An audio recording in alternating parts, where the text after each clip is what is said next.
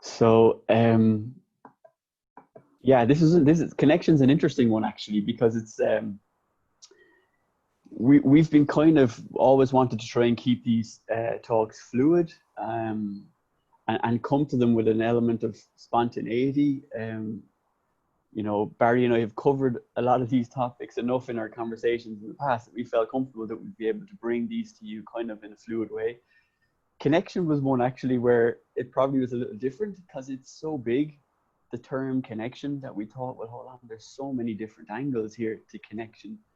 So maybe we should just sort of feel and think about what way we feel would work best. So we did have a chat during the week, and yeah, I'm kind of excited to share the observations that we have. For me, I would like to say that I might just kind of share observations with you in a 3-2-1 scale, right? I was an accountant before I ever started Inspo 4 years ago, and numbers have never left me. Maybe that's just the way I'd like to do it, but I want to share just 3 reasons why I feel connection is very important.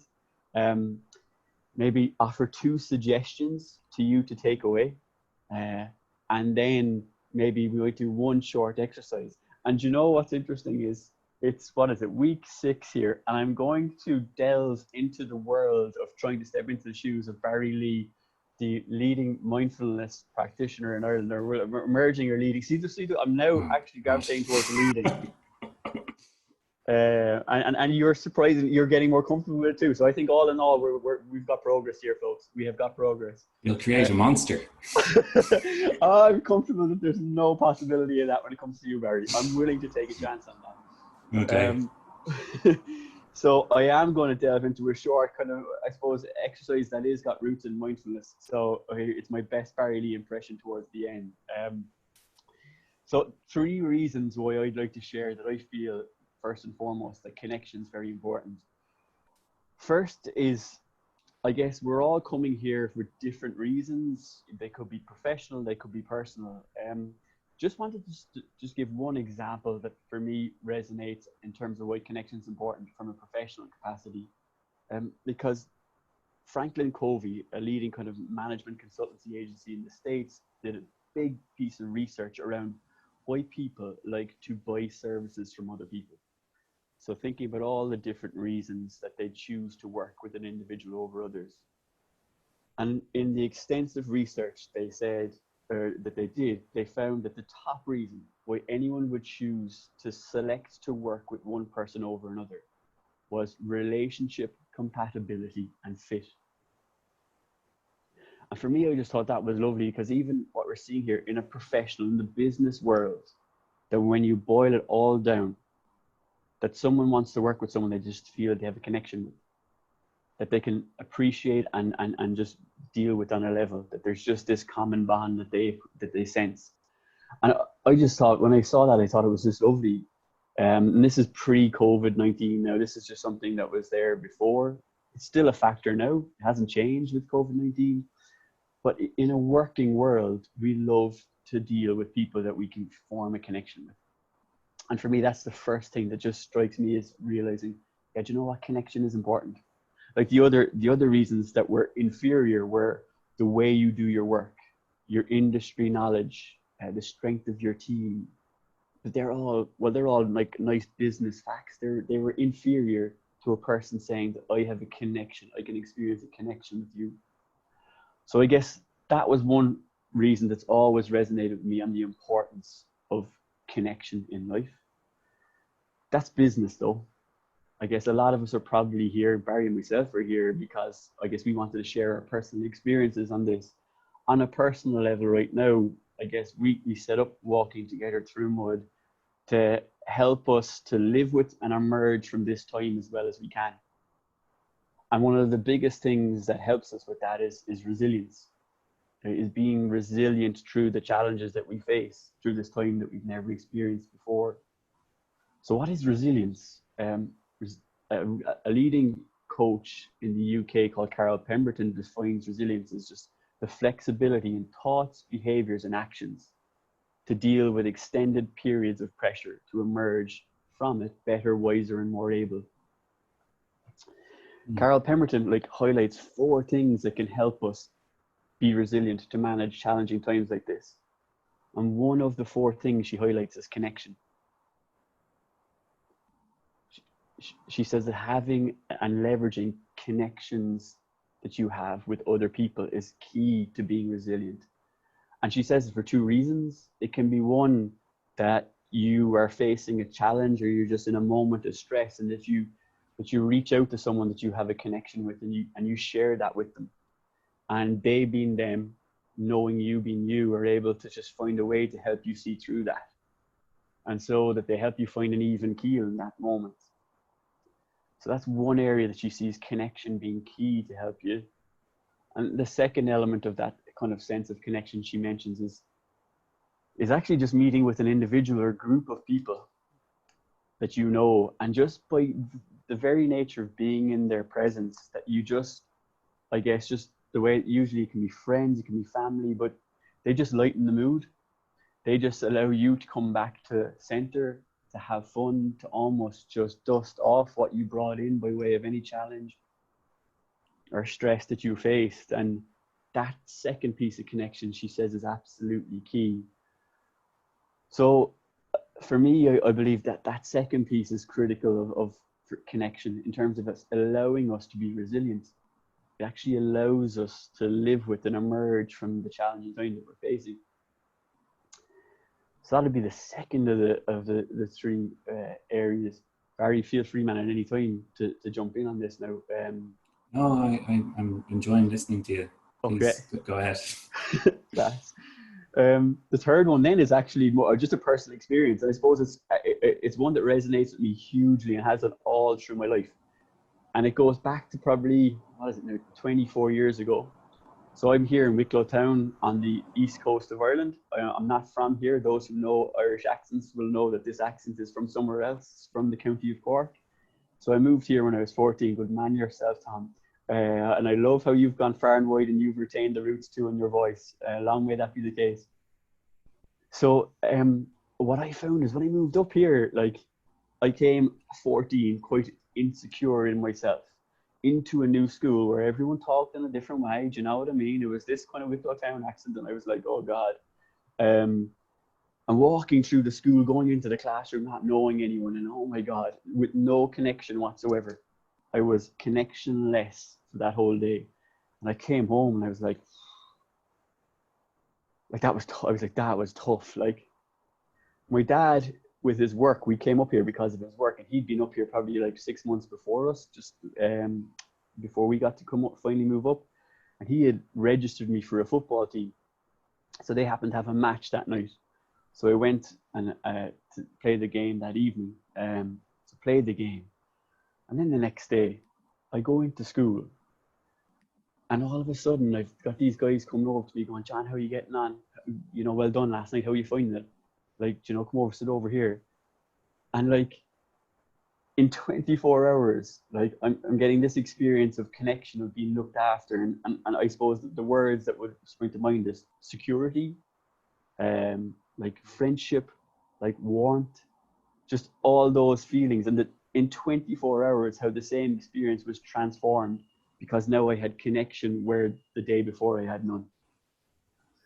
And I suppose it's lived with me all this time to kind of go, like, just how powerful connection can be in terms of feeling good and minding yourself.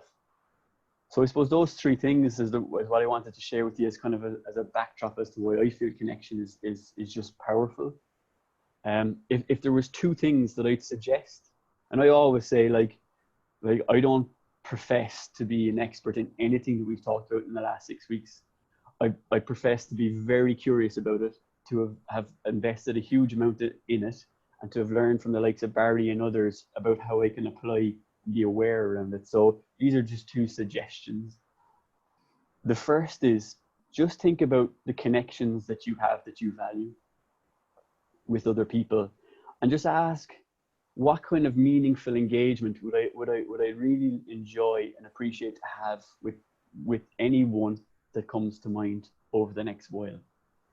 And I really want to emphasize the phrase meaningful engagement, because the world is so full of communication these days. It's brimful of communication, A lot of it though has questionable amounts of meaning. So anyone who's got WhatsApp on their phone will know what I say when I talk about that, because we're all in many groups, and my God, they are hopping sometimes during the day. But the level of meaning and connection you can truly derive from that, yeah, look, it's mixed, and it will just depend. So what I'm talking about is probably more like picking up the phone to someone, or reaching out on a one-to-one basis and having a meaningful chat. Really just saying how are you, and sharing also how you yourself are getting on. And why I think that's also very important at the moment is because we in Ireland have a great way of calling everything grand. And if ever there was a time for us to ditch the word grand, now is it, because this experience is anything but grand.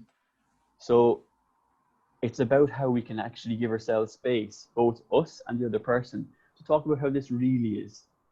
I had a conversation with someone during the week, and I hadn't had a good day up leading up to the evening when we spoke. And I asked them how they were getting on, and they said, they've found it tricky the last few days, and it was just so. I can't tell you how much the weight dropped from my shoulders to hear them say that, because it felt it gave me permission to actually say, well, you know what, man, I haven't had a good day at all. And we found like there was a connection in that shared experience. And honestly, it's been a transformative moment in the week. Especially going, you know what, this isn't easy. Because I would have put down that person to be able to deal with anything. So for me, I guess the first suggestion is just consider how you can tap into that type of meaningful engagement with people you have a connection with. And you'll feel the nourishment, you'll feel that shared sense of that we're in this together. And the likelihood is you'll feel good for having that conversation. So that would be my first offer. The second offer then, before I hand over to Barry, is there's a way in which I experience connection without actually having to reach out at all. And I want to offer this to you. And at the moment, I'm actually doing it with my morning swim.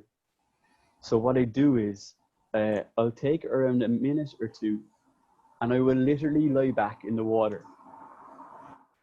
And I will close my eyes, and I will call to mind an individual who I have a very strong connection with, a lot of affection for, and I'll offer them the following 4 phrases.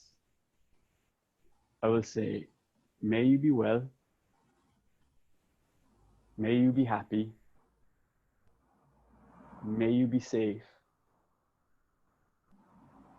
and may you live with ease. And what I can truly say to you is, although I'm in pretty chilly Irish water at the time, the sense of warmth, the sense of, I suppose, feeling and connection, and just the positivity that generates within me is lovely.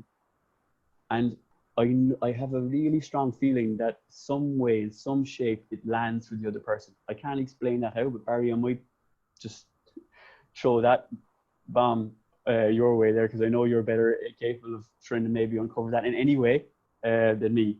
Before I do, can I ask, before I hand over, I'd invite you just for now, this is my attempt to go into the shoes of Barry Lee. I'd like you to close your eyes for a moment, if you would, and just get comfortable. And just find your grounded self. Just check in with your breath for a moment.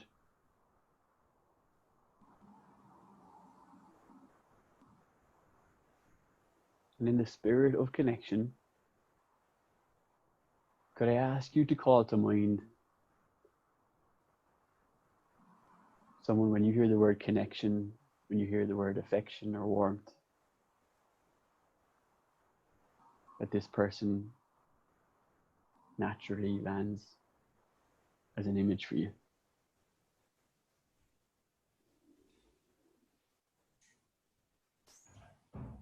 Just see them in front of you.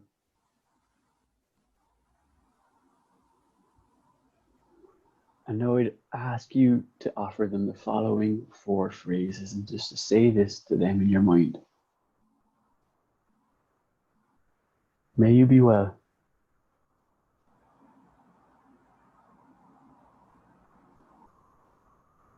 May you be happy.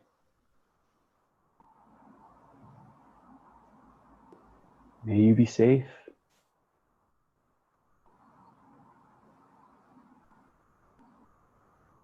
May you live with ease.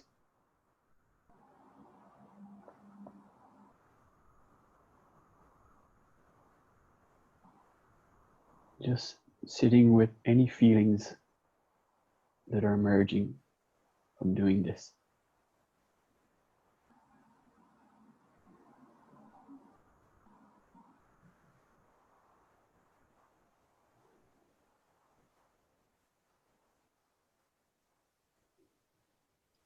Okay, and I'm just going to ask you to, when you're ready, just gently start to open your eyes again.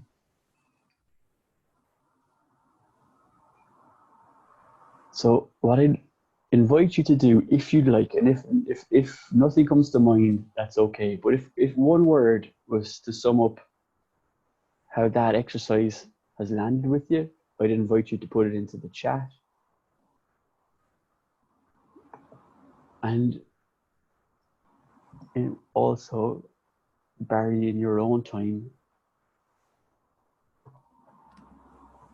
maybe handing over to you.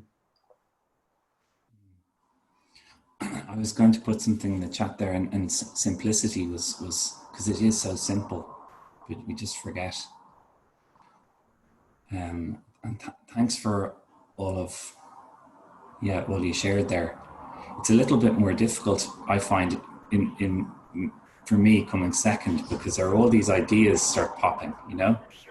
And we should change it around, man. I think it's no, it's fine, because it's so useful. Because I noticed, and this goes to the connection piece again, just how quickly and subtly my mind will just drift away. Because so I'm speaking next, and you're sharing something with me, and then I maybe share some idea, and I go, oh yeah, I'll say something next, and my mind is kind of wandering off, and I've lost contact. And then I have to recognize that and come back. Like, how often does that happen in communication? All the time, I think. And especially with the people we're close to, who are familiar. Do you remember last week we were talking about, when do we pay attention? Naturally, when it's new or when it's a threat. So if you were like shouting at me, I'd certainly be paying attention, going, oh my God.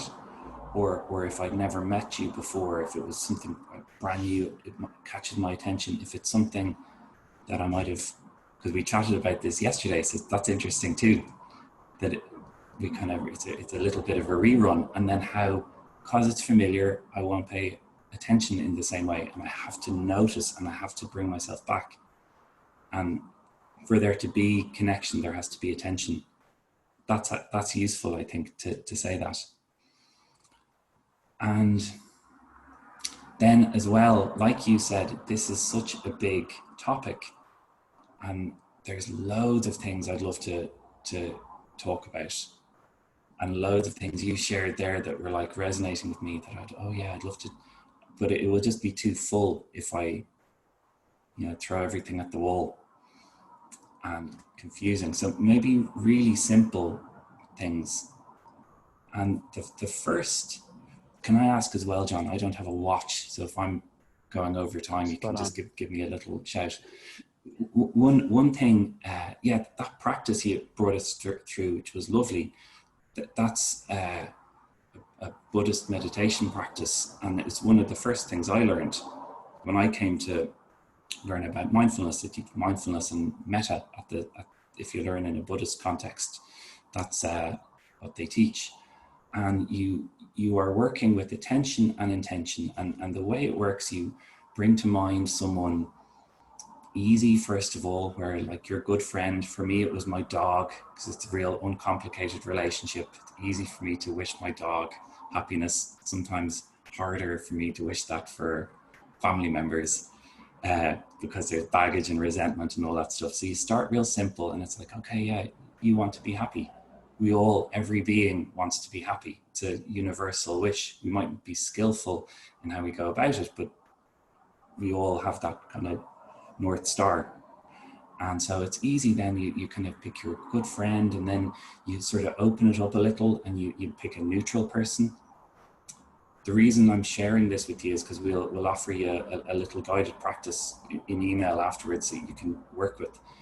A neutral person, all these people in your life who you don't really know, you don't really pay attention to, people who work down the shops, and there's thousands of them. And you even though you don't know what their life is like, you do know that they share that same wish for safety, want to feel safe, want to feel happy. They have ups and downs like we have. And so we wish that for them. And then the next stretch is to include a difficult person. So someone where there's a bit of conflict. You don't pick the worst person or your mortal enemy in the beginning, but someone where there's this difficult person too, might not agree with everything that they do, but they also have this wish for happiness. And then in the West, we put ourselves then at the end because we're hardest on ourselves, even more so than our difficult person. So after you've sort of fanned the flames a little bit and you're going, yeah, like I sincerely wish my dog and person down the shop and this other person, I would wish them happiness and safety and all these simple things. And then I can wish a little bit of it for myself. And when I first learned this practice, I didn't know what the effect it would have. It's so powerful. If you practice this every day for a year, it's incredible. I remember the neutral person I picked was a lady who worked in the same office as me, and I didn't know her at all. And she just popped into my mind when I started doing this practice, and I just stayed with it. And sure, over months, I'd see her and my heart would light up and I'd smile because I would have imagined, what her life might have been like.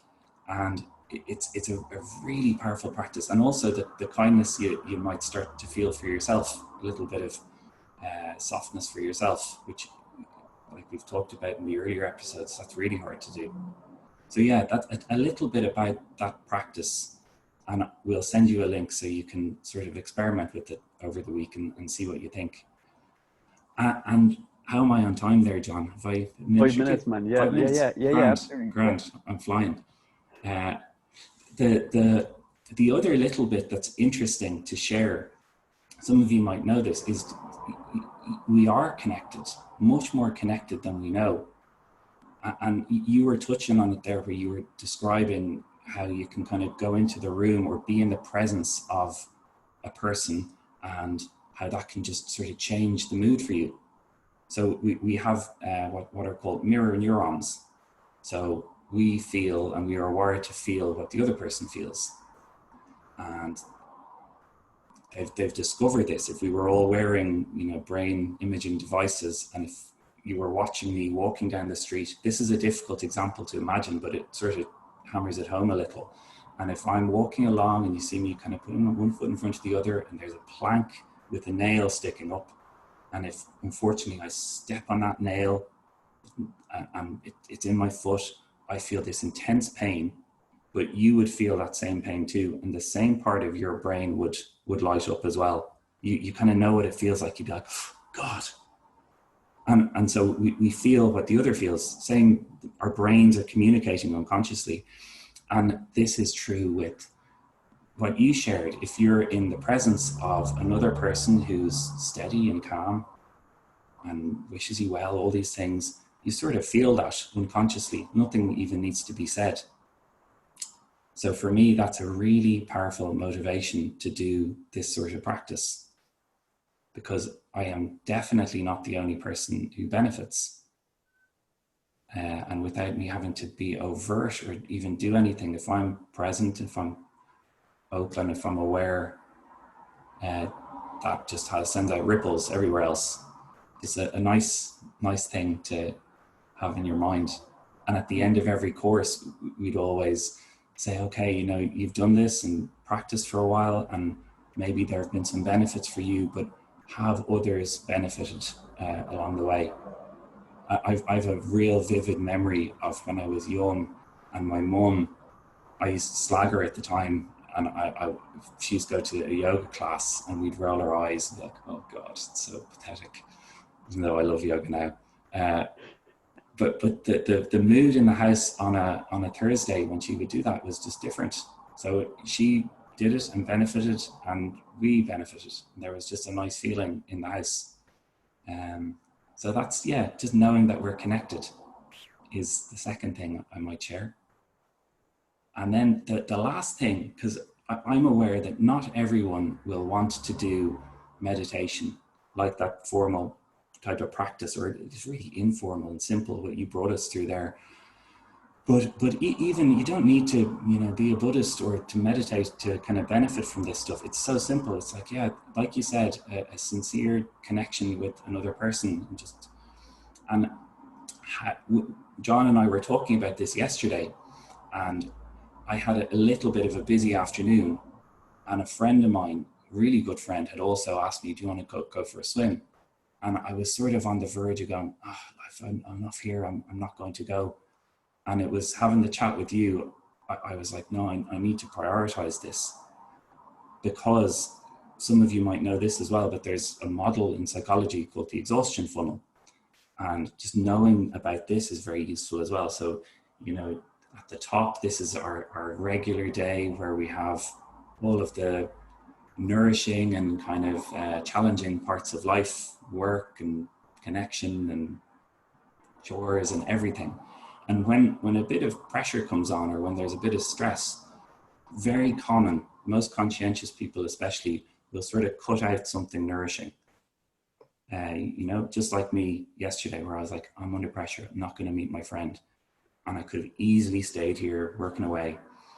And then if you cut that one thing out, the pressure is still there, you haven't filled yourself up, and you're very likely to cut something else. I won't leave the office for lunch today. I'll just, eat a sandwich at my desk. I won't meet my friend. I won't exercise. Everything shrinks and shrinks. So it's knowing that if that resonates with you, knowing that tendency might be there. And then, like, I'm so glad I met my friend yesterday and had a lovely time. It doesn't take very long. I'm the better for it. My work is better. I'm like, I have more energy and enthusiasm for everything. And so that's a simple thing. Fantastic, Barry.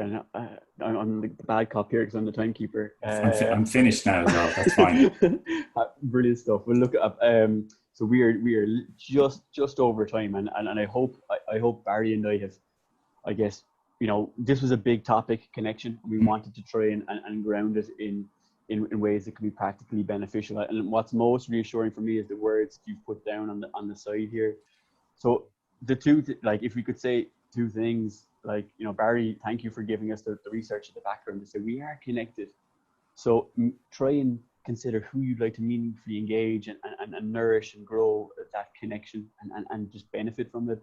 And equally, this wonderful exercise where you don't have to reach out to anyone at all by way of phone or any other means, except just to sit and offer.